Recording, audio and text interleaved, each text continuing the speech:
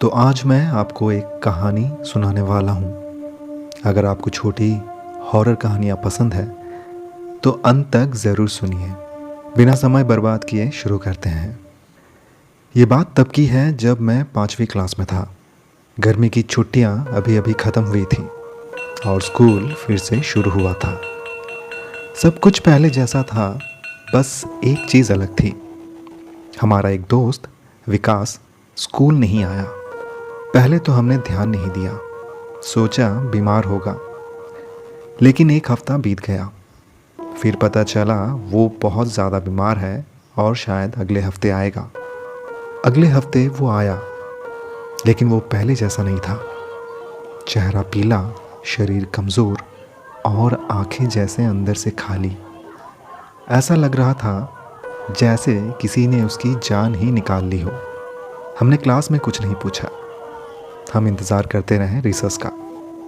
Recess में हम सब साथ बैठते थे, खाना खाते थे और छुट्टियों की कहानियाँ सुनते थे। एक एक करके सबने अपनी मज़ेदार बातें बताई। फिर बारी आई विकास की। वो चुप था, डरा हुआ। हमने थोड़ा ज़ोर दिया तो उसने बोलना शुरू किया। विकास गांव में रहता था। उस समय ना ही सही से बिजली थी, ना बाथरूम। उसकी कहानी छुट्टियों की आखिरी रात की है। गर्मी थी, बिजली नहीं थी। आधा चांद कभी बादलों में छुप जाता, कभी हल्की रोशनी दे जाता। आधी रात के बाद विकास की नींद खुली। पेट में तेज दर्द था, उसे बाहर जाना था। लेकिन अंधेरे में अकेले जाना उसके बस की बात नहीं थी।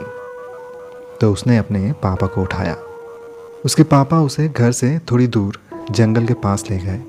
विकास के हाथ में एक लालटेन थी। पापा थोड़ी दूर पर खड़े हो गए और विकास थोड़ा आगे चला गया। उसने लालटेन को अपने सामने रखा और बैठ गया। चारों तरफ सन्नाटा था, अजीब सा, भारी सन्नाटा। हवा की आवाज़, पेड़ों की सरसराहट और कुछ अनजानी सी ध्वनियाँ।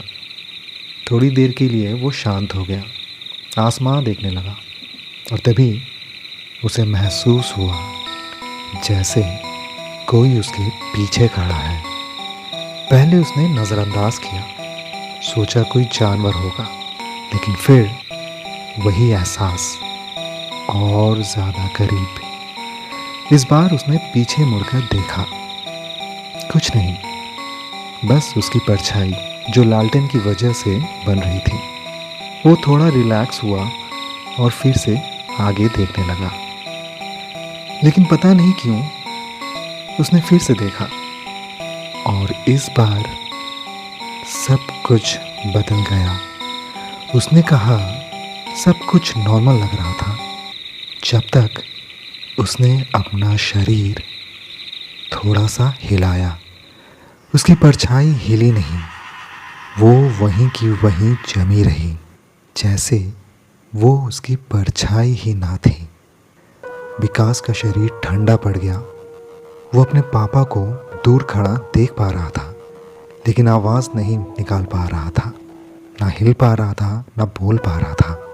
और फिर वो बेहोश हो गया। जब उसे होश आया, वो अस्पताल में था।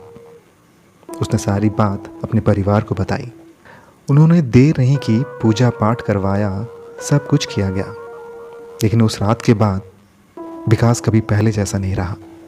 अब ये सिर्फ डर था या सच में कुछ और, ये कोई नहीं जानता। लेकिन अगर उस रात उसकी परछाई उसकी नहीं थी तो वो किसकी थी?